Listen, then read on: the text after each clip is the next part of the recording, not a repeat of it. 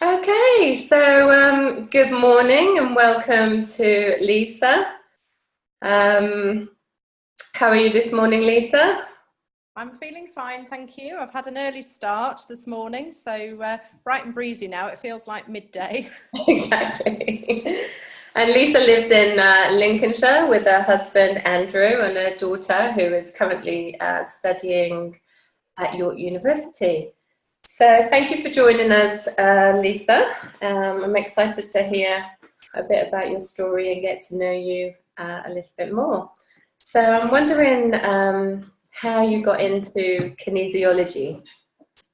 Well, it was quite by accident, actually.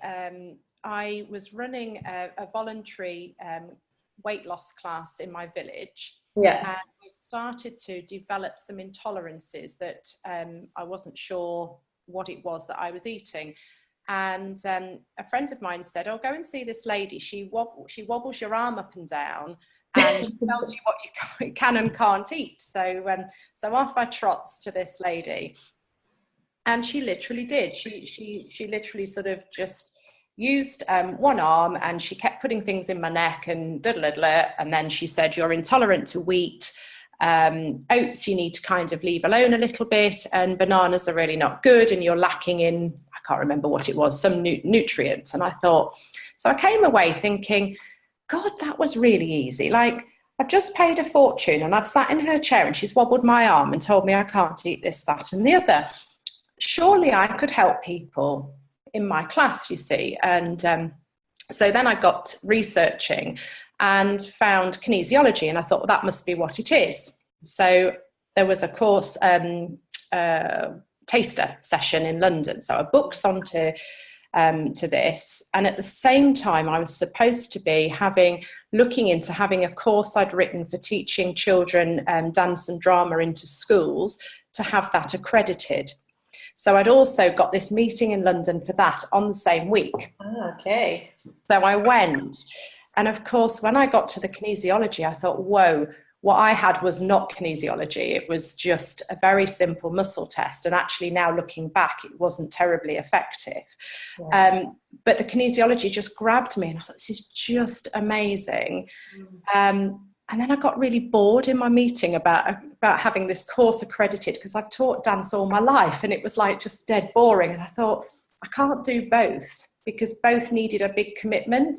Right. And so the sensible head was, go and get the course accredited, start doing some training in schools, go and do kinesiology and not know a clue what you're doing and do something completely different. Yeah. So like the non-sensible head said, kinesiology is too exciting to leave alone, and that was it. And so it was quite by accident, and I still haven't done anything with my training course that I've written. It's still sitting in a drawer, and kinesiology has taken over. So wow, gosh. So quite by accident, and it wasn't really what I thought it was. And how long ago was that, did you say? So I'm in my third year now, so 3 years ago. 3 years ago. And what was it that you did? So you mentioned just now a little bit that you about dance, doing your dance course. So what was it that you was doing before then, or what jobs have you done? I'd written a training manual. I had used it. I had used it quite a bit for teaching teachers to teach children, and so I'd had contracts within education. But what I wanted to do was to use it as a broader course and have it accredited for students coming out of vocational college, because I'd spent years writing it many, many years ago, and I've built upon it, and it's an amazing training. But I've lost the passion. So, yeah, wow. Yeah, I've just got, I think, well, I've turned 50 now, and I've been teaching all my life, and I just kind of feel like I've done my bit. I want to do something else. So yeah. So do you not do that anymore at all? I still have my school, but I've wound it right down. I no longer teach in schools. I teach on a Thursday, Friday, Saturday, and then I do my kinesiology Monday, Tuesday, Wednesday. Okay, so do you have a kinesiology practice? I have a small clinic that I run from home. Mm-hmm. I can show you it if you want to see. Oh, If you'd like to, then we'll take a tour, but it's up to you. Or I can just send you a picture of where I work from. So yeah, that'd be lovely. Yeah, I'll send a picture rather than dragging you in there. So I run from home at the moment, but I do feel like I'd like to work from a clinic somewhere at some point, just to experience working with other practitioners or therapists. So do you know other practitioners in your area, or any? The closest one to me, I think, is Leicester.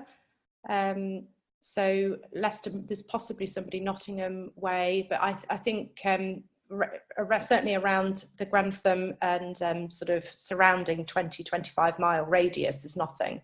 Right. So it's me, which is actually a good position, but it's also quite tricky because nobody's heard of it. So so you're kind of like cutting the path, so to speak. And my next job really is to push myself forward to doing some workshops, to doing some talks and demonstrations, but I'm just building up the confidence to do that at the moment. Okay, great. So I mean, my next question, but we've addressed that already, was what was the moment that you thought, yes, this is what I'm going to do? But you've already addressed that beautifully, and sitting in there, just knowing within your whole body, it sounds like that this was the thing for you. Because it was a crazy decision, really, because it wasn't, there was no reason for it. Do you know what I mean? It was just literally, I just needed to do it. And that kind of inspiration that comes from somewhere different than I feel like it was meant to be. So you're currently studying on the diploma course, and so I'm wondering why you decided to go on to do the diploma course when you could just stop at the practitioner and build a practice and things like that. So what sort of spurred you on to go straight onto the diploma course? Okay, so first of all, being of a certain age and studying again was quite difficult. And so I was already in that mode. So that kind of made me think, just keep going. You're used to studying, you're used to going to London every month. So it was kind of that momentum of keeping going. But also I kind of feel like I needed to get to the end because there must be things missing. Right. So this kind of channel that I need to complete. I didn't feel 100% complete at practitioner. However, just because of circumstances at home and my father's got Alzheimer's, so that's quite tricky. I think if I had my time again, I would maybe have left it a year just to kind of absorb everything, deal with the situation at home, and then maybe tackle it. Right. However, I'm there, I'm doing it, and I'm very determined to achieve it. So watch this space. Or I might be repeating next year. Who knows? Yeah, well, I was just thinking that, like, for me, I'm the type of person, I'm a bit like what you were saying about that kind of feeling a little bit incomplete. I sort of need to know the entirety of the thing, even if I don't fully understand it, and then kind of walk around it again, maybe, like something like, sort of walk completely, do a recce, walk completely through it. Yes. And then sometimes go back, and I can really relate to feeling that you needed to know all of it.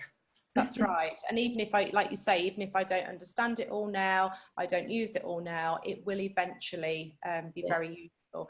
But I also plan on next year in trying to still continue going to London and maybe helping on the practitioner to then put that back into place, because when you're moving on and learning new things, sometimes you forget things. Yeah, absolutely. I did call in Tracy Mason does the foundation at Newark, which is just up the road from me, and I've called in there and I've sat listening and I've thought, oh wow, I completely forgot about that technique. That's so easy, and I'm not using that in clinics. So that's really useful as well for anybody to go back and just listen in and help out at a lower level than what you're working at. Because that you're learning so much that you forget things from before that are really useful. Yeah, absolutely, absolutely. Fun to do that.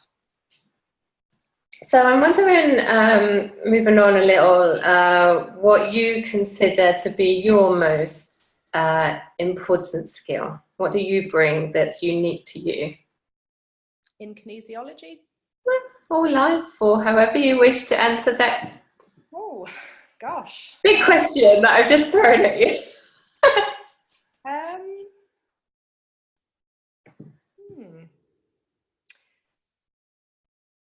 That's a really difficult question, Emma. Sorry, we can go back to it. Yeah, we'll come back to that one. I need to have a think on that one. Yeah, because I think, like, you know, the techniques are quite, they're steady. The kinesiology is systematic. You know, there's the name suggests, it's very systematic. But then as practitioners, we all bring our own. I think maybe because of the job that I've always done and how I've trained, maybe I have a very creative mind. So I'm able to, if a client comes with A, I'm able to think about B and C as well, and think outside the box a little bit, because of creativity. Maybe I don't just go in and think, right, it has to be. Yeah. I'm probably a little bit airheaded and things are coming in from all over. So maybe the creative side is good. Perfect, thank you. And what would you consider to be your greatest challenge? And maybe it's with kinesiology, or just, you know, just a thread that's been in your life that you maybe, you know, for me it would be my maybe my confidence, always having to work on my confidence, you know, and that runs through whatever I do, you know. So your greatest challenge, either with just kinesiology or just a general, you know. I would actually say that that possibly confidence is an issue with myself, just my self-confidence. However, I think I would liken myself to a bit of a swan, in the sense that everybody sees me as very kind of serene, confident, knowing what I'm doing, but underneath my feet are flapping so much underwater that it's not comfortable. Yeah, no, I totally relate to that. I hide it very nicely, but maybe that's the acting skills. Yes, yeah, absolutely.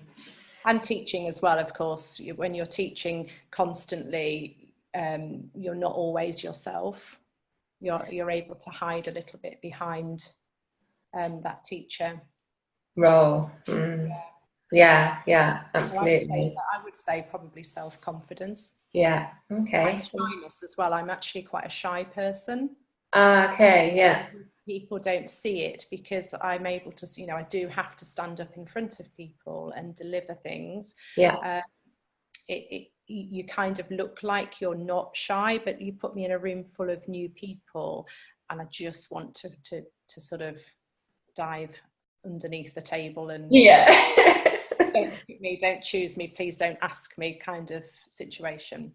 So do you have any techniques or whatever that you use to overcome it? During my kinesiology training, I used to stay in a little hotel around the corner, and every morning walking to class, in my head, I'd be singing from The Sound of Music, I have confidence, and confidence in me, and I'm singing away in my head, but actually I've got a lousy voice, I wouldn't sing it out loud. So I do actually sing in my head. Yeah, perfect. Good tip. And so this question is a bit more structured towards kinesiology. So how within kinesiology do you define success? So, you know, like with a client or with your business, or what does success mean to you? Success is when a client actually gets better and you're seeing the results, and you see somebody come in and they're really unhappy with how they're feeling and they come back smiling. Yeah. You know, to me that's success, when, you know, when you're getting results that are really making a difference to somebody's life. And have you got any cases that stand out for you, standout moments of that? The one that stands out the most at the moment is she's a young mum. She had her first child and married at 18. She's got 2 children.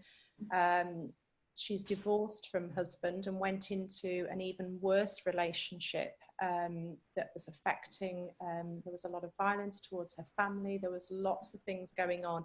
She was so stressed that her jaw had gone out of place. And unable to open her mouth even wide enough to put a toothbrush in. Oh, wow.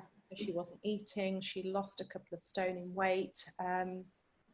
And she'd seen the doctor, and she'd been referred to a specialist who said that they would need to break the jaw and put pins in, and it was all a bit nasty. Yeah. And I said, and I thought, TMJ, come on, Lisa, this is, you know, this is a big thing that you've learned. And so I said, look, I'm willing to help you, and I don't think you need to go through with this. Will you give it a try? And so she came weekly initially. First time she came with mum. The pain was so excruciating. We had to surrogate with mum. I had to treat mum to try and get a little bit of treatment through to her. And she came back the next week. Mum dragged her back. She didn't want to come because of the pain. Again, we looked at endocrine. I was very, very gentle. We approached it in a much gentler way. And week 3, she started to be able to open her mouth a little bit more. Then I learned something on diploma, which was so helpful with the jaws. I'd learned some more techniques, which was brilliant. And 4th week, she was doing amazing. She'd gained weight. She was eating better. She was. We obviously looked at diet as well. And then she came every 2 weeks, and now she's coming every 3 to 4 weeks. She's back to normal. Jaws completely normal, and she's a much happier person. So wow. That to me, and I see her again tomorrow morning. I haven't seen her for 3 weeks. So okay. Wow, that's a big story. Yeah, so it's avoided nasty surgery that was unnecessary, and it was all emotional. Yeah. Wow. Gosh. So I'm wondering where you would like to, or where you see yourself in 5 years' time, and then in 10 years' time. Okay. 5 years' time, I'd like to not be teaching. Okay. Not be teaching your dance. Yeah. Maybe shouldn't have said that if this is going live. Can we just maybe cut that one out? Maybe yeah. It will only go live into the community. Yeah. Okay. So yeah, maybe not teaching children and working full time as a kinesiologist. In 10 years' time, maybe thinking of then working when I want to work, and because I know my husband by then will want to have retired, but I would still like to be, because I'm the sort of person that needs to be busy all the time, so yeah. I would still like to be working, but actually when I want to work. Yeah. Do you and your husband have any big dreams, like retirement dreams, or? Not at the moment, no, not particularly. He would, I think he would like to spend maybe a couple of months at a time in the sun. Yeah. I'm not sure that's for me, so we'll. Are you not a sun lover? Not really, no. I'm too pale. Yeah. I don't know if I am a sun lover, but it's more about the warmth, you know. Yeah. I'm happy. Yeah. But not. But then, having said that, that's probably what he's looking at, really, because he's thinking of the winter months and yeah. Yeah. Well, I also love, like, you know, being super cozy inside when it's like cold outside, and I love that whole kind of winter feel. And see, I actually like all the seasons, so I'm quite happy with the UK for that reason. Yeah. Mm-hmm. I'm a bit fed up with this one. It's been a bit too long, but I do like all the seasons. Yeah. It's really rainy here today. I'm in Northumberland at the moment, and it's super rainy. But it's been really beautiful the last few days. You know, those like really, and actually starting to feel the warmth and come back into the sun. I've lost you. Oh, you lost me. Am I back? We'll just give it a few moments. Can you hear me now? I've lost the connection, I think. Okay, I can still hear you. Yeah, I couldn't hear you at all then. Ah, you're back. I could still hear you. So, okay, good. So I was just saying that the last few days before the rain came, it was lovely to feel like the warmth come back into the sun. Yeah, it was very much like that here. A nice spring day, really. The last started on Sunday. It was beautiful. Yeah, nice to get out walking. Yeah. So I'm wondering if what advice, if any, would you have for anyone starting out or thinking about starting out with kinesiology? I would say you have to do it. If kinesiology has found you, then you need to do it. It never ceases to amaze me. Every technique, I just go, wow. Every time I do a treatment, I come out thinking, wow, I still can't believe that this is happening. So I think for anybody who is really interested, I can't see why you wouldn't do it. Yeah, I think that because I you know, the kinesiology sessions I have with, and yeah, like I think one of the most common things is like, wow, this is just amazing, and like how the, you know, even the practitioners are just like, it's amazing, and they are still amazed, and I find that incredible, you know, that even after all they've done, they're still amazed by how intelligent the body is. And I think you learn so much on the other thing I found is by doing the kinesiology, I'm much more in tune and aware of my own body as well, and its needs, and if something hurts, I can kind of trace back why it does and sort it out, and so on. So I think it really helps to keep you in tune with yourself. Did, when you was doing the training, was you surprised that the training was a lot about yourself and your own sort of working out your own things, or did you expect that? Do you know what, to be quite honest, because I didn't really know what kinesiology was, I had no expectations, so it was all just like, wow. Okay. Because I really didn't know what I was putting myself up for. Wow. And so finally, my final question is we're in relation to the online community. I'm just asking you, you know, what do you want from a community of kinesiologists? What do you love about it? What would you like to see in there? I think it's fantastic that you can have a client coming and you're not quite sure where to go with it. It's brilliant that you can actually just ask for advice and people will be forthcoming. It's great as well when you feel, because I'm a bit underconfident sometimes to actually offer when somebody else puts something up, but now I'm kind of getting over that and I'm giving it a go because I know that somebody will put me right if I'm wrong, and it doesn't matter because we're still all learning. So I think it's great that you have that opportunity to receive information and to give information.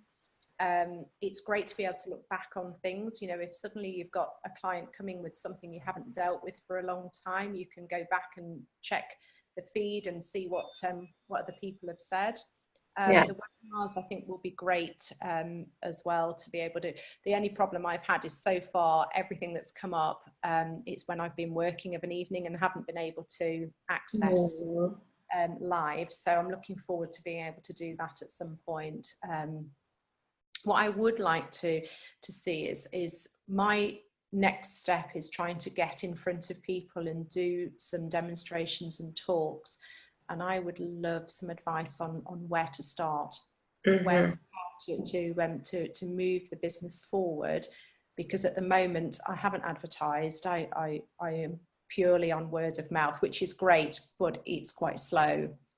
So I would like to know how people go about finding talks and that sort of thing. Offering talks. Yeah, offering talks to groups of people and how to approach it, because I just kind of, I know I want to do it, but I don't kind of know where to start. And even just to put myself forward to maybe to work in a clinic somewhere, I don't quite know how to approach, because it's all a bit alien to me. So that would be really useful. Okay, great. And blogging as well. Like, everybody says to me, you should be blogging, and I don't understand blogging. It's like, and social media and that, I just don't really. Do you like writing? Not particularly. No. So yeah.